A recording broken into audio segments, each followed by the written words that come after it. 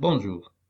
Donc, après avoir vu la formulation des modèles de régression linéaire multiple, à savoir la formulation algébrique et la formulation matricielle, on va maintenant jeter un regard sur les hypothèses de base de ces modèles-là. En fait, ces hypothèses, ce sont presque les mêmes que nous avons vues précédemment pour les modèles de régression linéaire simple.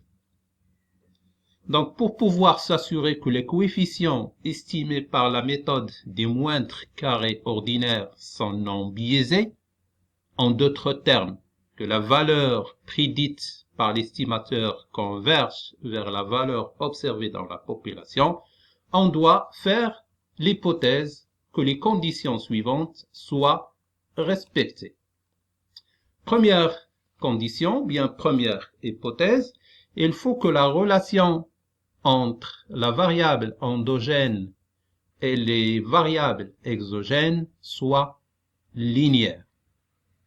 Deuxièmement, il faut que les variables endogènes observées possèdent un élément aléatoire. Comme vous le savez, dans les modèles économétriques, il y a une partie qui est déterministe et une partie aléatoire ou bien résiduelle qu'on devrait bien évidemment minimiser. L'élément aléatoire peut être expliqué par les causes que nous avons vues précédemment, à savoir, donc ces résidus-là peuvent provenir soit des erreurs d'observation, soit de l'omission d'autres variables explicatives pertinentes, ou bien sont des erreurs qui viennent de ce que la vraie relation entre la variable endogène et les variables exogènes n'est pas en fait linéaire. Si on est dans les deux derniers cas, on dit que le modèle est mal spécifié. Bon, concernant l'élément aléatoire, comme vous le savez et comme ça a été déjà vu, l'espérance mathématique des éléments aléatoires doit être égale à 0. C'est l'hypothèse de la nullité de l'espérance mathématique. La deuxième hypothèse ici, c'est l'hypothèse d'homoscédasticité. En d'autres termes, il faut que la variance de l'élément aléatoire soit constante et il faut que la somme des produits xi et uj, bien ui, doit être égale à 0. Donc, en d'autres termes, il ne faut en aucun cas que l'élément aléatoire soit corrélé avec les variables exogènes. De même, il faut que les éléments aléatoires soient statistiquement indépendants. Vous vous rappelez, il faut que la covariance de la perturbation I, la perturbation J, soit égale à 0. Et finalement, il faut que les éléments aléatoires soient distribués selon une loi normale. Ça, en ce qui concerne l'élément aléatoire. Donc, on continue les hypothèses des modèles linéaires de régression multiple. Donc, la troisième hypothèse, il faut que les variables exogènes soient certaines.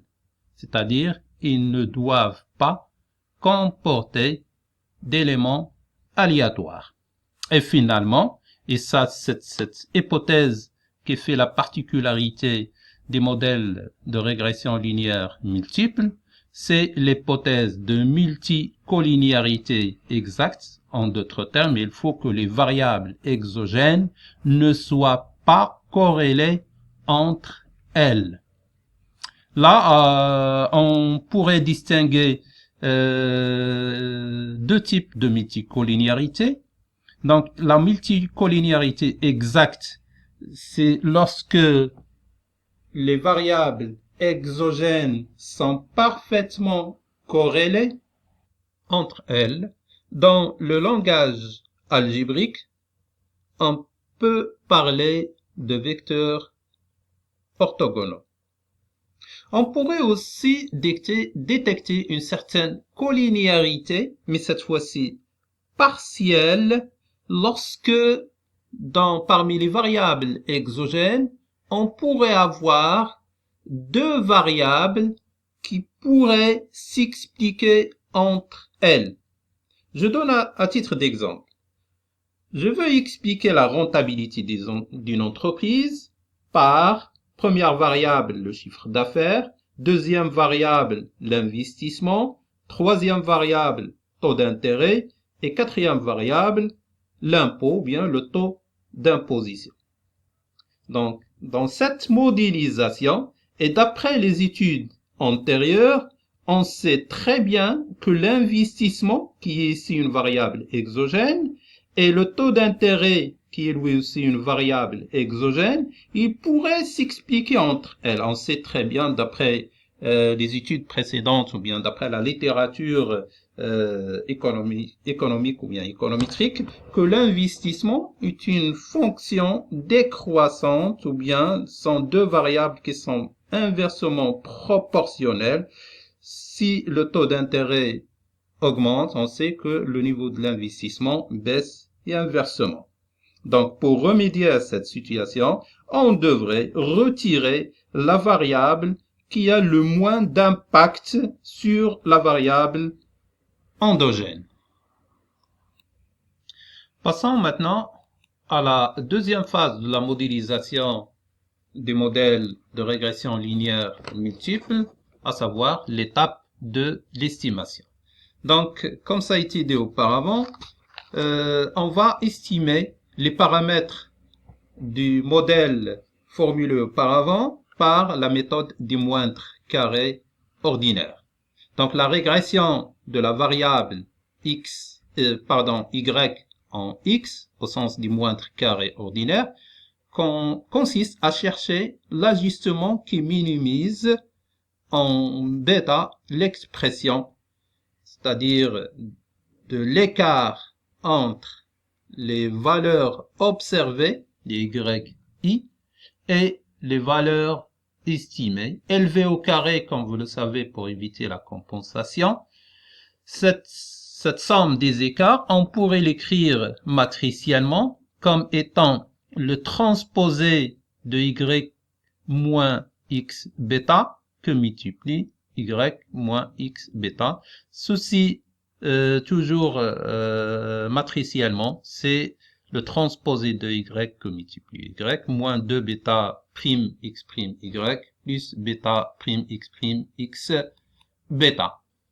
Donc, comme vous le savez, pour déterminer le minimum bien l'optimum, on devrait dériver l'expression précédente par rapport à bêta. Il faut que cette dérivée s'annule. Donc, la dérivée du modèle ou bien de l'expression précédente, de l'écart entre les valeurs observées et les valeurs théoriques par rapport à bêta, égale à moins 2 x' que multiplie ou bien facteur y moins x bêta doit être égal à 0. Donc, on pourrait déduire x' x bêta qui est égal à x' y. Si on suppose que la matrice x' x est une matrice inversible, on déduit bêta chapeau qui est de la forme x' x moins 1 x' y.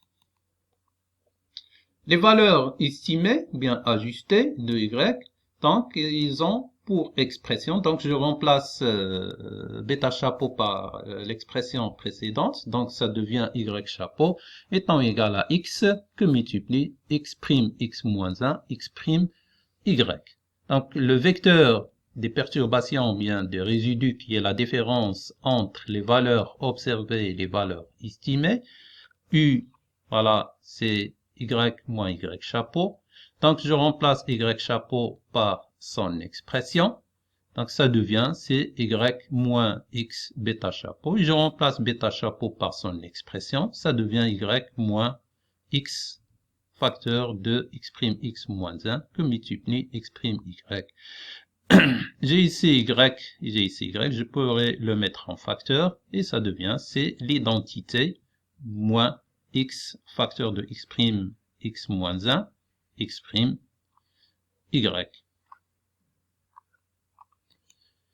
Bon, parmi les propriétés de l'estimateur bêta chapeau, on sait que c'est un estimateur qui est BLEU, Best Linear Unbiased Estimator. Donc, c'est le meilleur estimateur linéaire sans biais. Pour le démontrer, donc, il faut montrer que l'espérance mathématique de bêta chapeau étant égale à bêta. Donc, l'espérance mathématique de bêta chapeau, c'est l'espérance de X', X moins 1, X', Y. Donc, c'est l'expression de bêta chapeau que nous avons trouvée auparavant. Je remplace Y par son expression matricielle, qui est X bêta plus U. Et ça devient l'espérance mathématique de bêta chapeau, c'est l'espérance de X', X moins 1, X', X bêta, plus, puisque c'est le produit, donc je dois la multiplier aussi par U. Donc ça, c'est la matrice identité. Et on sait très bien que l'espérance des perturbations d'après l'hypothèse étant égale à 0, donc ce terme-là va s'annuler. Ce qui reste, c'est l'espérance de bêta. Et on sait que l'espérance de bêta étant égale à bêta. Donc, l'espérance mathématique de bêta chapeau étant égale à bêta. Et on déduit que bêta est le meilleur estimateur linéaire sans biais. Bêta chapeau, bien sûr.